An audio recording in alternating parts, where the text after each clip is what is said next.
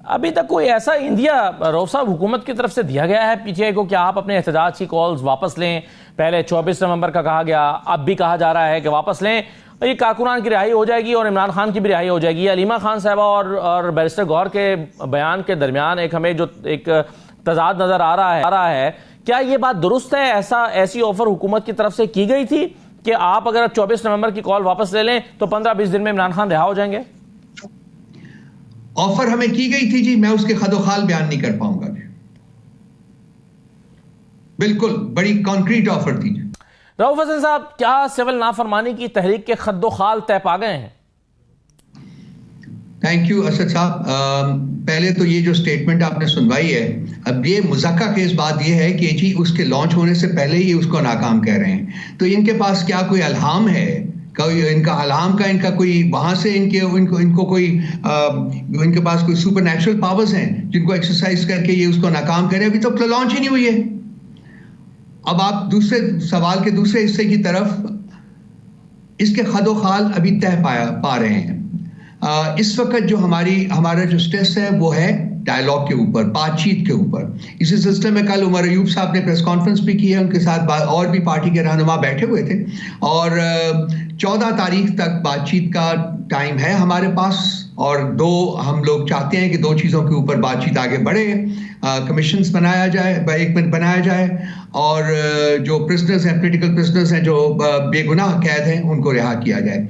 तो ये कोई इतने मुश्किल इक़दाम नहीं है, और ये आइन और कानून भी यही चाहता है कि कोई भी किसी को अगर आपने एक्यूज करना है किसी चीज़ का, तो पहले उसका एक पूरा जो एक लाए अमल होता है उसमें से गुजरना पड़ता है, और उसके बाद जो है आप ब्लेम किसी को कर सकते हैं कि कोई मुजरिम है या मुजरिम नहीं है। तो यही बेसिकली लेजिटिमेट डिमांड्स हैं, और मेरा ख्याल है कि इसके ऊपर किसी भी पार्टी को बातचीत करने के ऊपर कोई मुज़ायका नहीं होना चाहिए, अनलेस ऑफ कोर्स कि लोग चाहते हैं कि इस मुल्क में खुदा न ख्वास्ता खून खराबा हो और लड़ाई झगड़ा हो। तो हमारी बेसिकली जो हमारी फर्स्ट प्रायोरिटी है वो है कि ये नेगोशिएशन शुरू हो और ये होपफुली कामयाब हो, ताकि मुल्क को आगे लेके चला जा सके।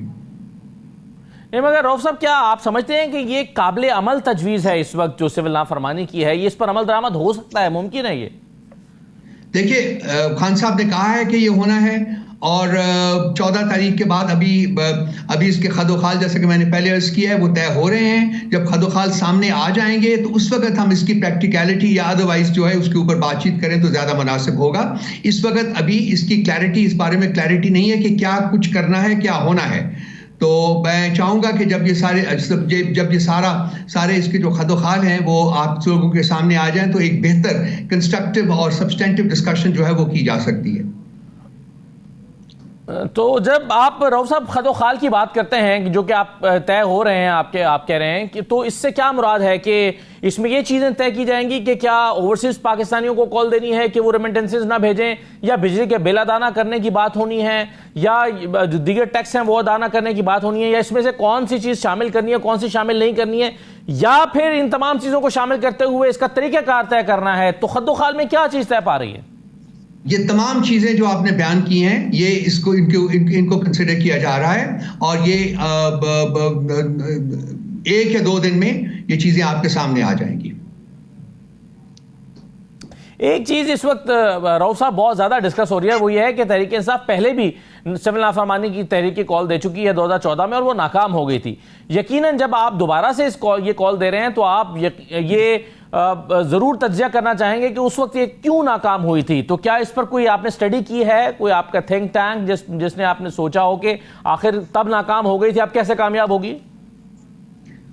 देखिए, 2014 और 2024 में, कल रात को भी मैं किसी और चैनल पे बैठा हुआ था, तो यही सवाल तकरीबन किया गया था, और मैंने उसका जवाब भी यही दिया था जो आपको दे रहा हूँ, कि 2014 और 2024 में ज़मीन आसमान का फ़र्क है। कोई कंपैरिजन नहीं है कि उस वक्त के हालात कैसे थे और आज के हालात कैसे हैं। आज जो पॉलिटिकल अनरेस्ट है वो अपने अरूज के ऊपर है, आज लोगों की मुश्किलात जो हैं वो अपने अरूज के ऊपर हैं। आज आइन और कानून की जो मॉलिंग हो रही है, जो उसको जलील ख्वार किया जा रहा है, वो पहले पाकिस्तान की 76 साल तारीख में कभी नजर नहीं आया। आज जितने पॉलिटिकल प्रिजनर्स आपकी जेलों में बैठे हुए हैं, इसका कोई शायबा भी आपको पास में नहीं मिलता, और बहुत सारे और लोगों का खाना जो है, 2 वक्त की रोटी मुश्किल हो रही है, लोगों की सिक्योरिटी जो है वो अंडर थ्रेट है, और अनफॉर्चुनेटली पाकिस्तान अफगानिस्तान में टेरर के वाक़यात जो हैं वो भी इंक्रीज हो रहे हैं। इन तमाम चीज़ों के लिए एक कंसेंसस चाहिए और मिल के जो एक पॉलिटिकल जो स्टेबिलिटी है वो मुल्क में लाना वो अशद ज़रूरी हो चुका हुआ है। सो 2014 को कंपेयर 2024 से ना कीजिए। 2024 के अपने हकायक हैं, 2014 के अपने हकायक थे, और हम ये नहीं कहेंगे कि 2014 में भी जो ये तहरीक थी वो नाकाम हुई थी, लेकिन खान साहब ने उसको अबॉर्ट कर दिया था। तो आज के हालात को सामने रखते हुए हम फैसला करेंगे कि इसमें से क्या क्या चीज़ जो है वो करनी है और किस तरीके से करनी है। ये बहुत जल्द आपके सामने आ जाएगा। सही है, मगर राव साहब दो तरह से लोग अपने पैसे पाकिस्तान में लेकर आते हैं। एक तो ज़ाहिर है सरमायाकारी के लिए लेकर आते हैं, यूरोप में बैठे हुए लोग, वेस्ट में जो लोग बैठे हुए हैं, जो ज़्यादा अमीर लोग हैं वो पाकिस्तान में सरमायाकारी करते रहे हैं।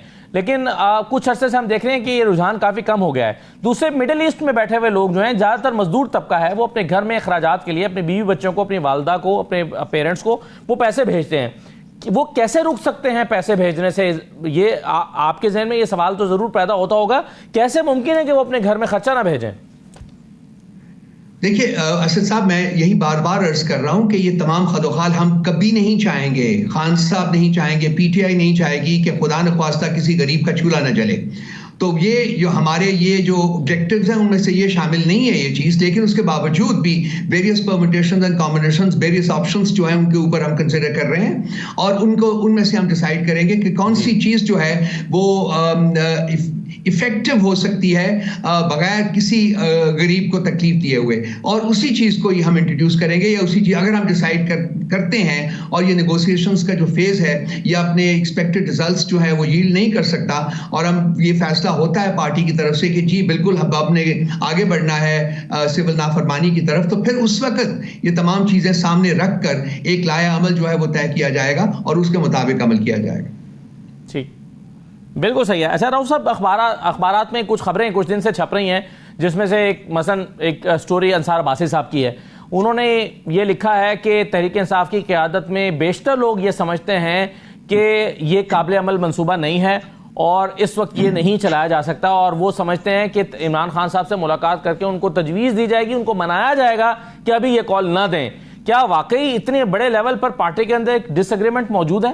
बाकी पॉलिटिकल पार्टीज की तरह पीटीआई जो है पाकिस्तान की सबसे बड़ी पॉलिटिकल पार्टी है, और उसमें मुख्तलिफ आरा हो सकती हैं और मुख्तलिफ आरा का होना चाहिए, क्योंकि अगर मुख्तलिफ आरा नहीं होंगी तो उसकी वजह से हम एक सब्सटेंटिव फैसला नहीं कर सकेंगे। तमाम आरा की इनपुट लेके, इनटेक लेके उसके बाद एक फैसला किया जाता है जो कि सस्टेनेबल होता है, जो अक्रॉस पार्टी लाइन सबको एक्सेप्टेबल होता है। तो ये इसमें कोई अनहोनी बात नहीं है असद साहब कि आरा मुख्तलिफ पाई जाएं। बिल्कुल पीटीआई में भी मुख्तलिफ लोग जो है वो मुख्तलिफ आरा रखते हैं, और वो अब पार्टी फोरम्स के ऊपर डिस्कस होती हैं, और उन सब की इनटेक, जैसा कि मैंने अर्ज किया है, उनको लेके फिर एक कॉम्प्रिहेंसिव पॉलिसी जो है उसको डिवाइस किया जाता है और उसको इंप्लीमेंट किया जाता है। यही अमल जो है पीटीआई में भी हो रहा है। बिल्कुल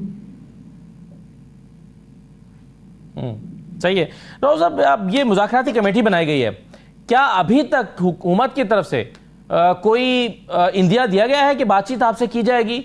माजी में भी हमने देखा है कि इमरान खान साहब ने कमेटी बना दी मुज़ाकरात करने के लिए, लेकिन दूसरी तरफ से कोई जवाब ही नहीं आया।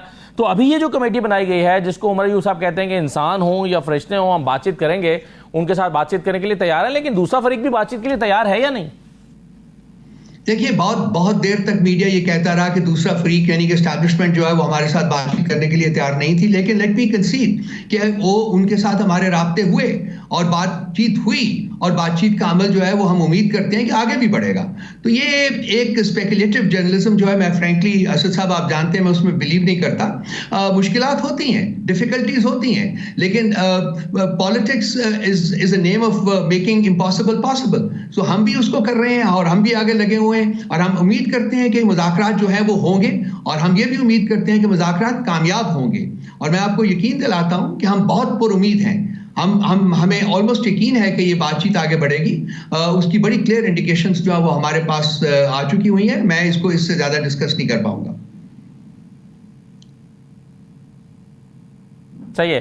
राव साहब, ये मुज़ाकरात यानी आपके मुतालबात वही हैं जो आपने 24 नवंबर के एहतजाज के लिए रखे थे। अभी आपने 14 दिसंबर की जो कॉल दी है या डेडलाइन दी है, आपके मुतालबात वही हैं, सेम है? देखिए असद साहब, ये मुतालबात कोई नए नहीं है।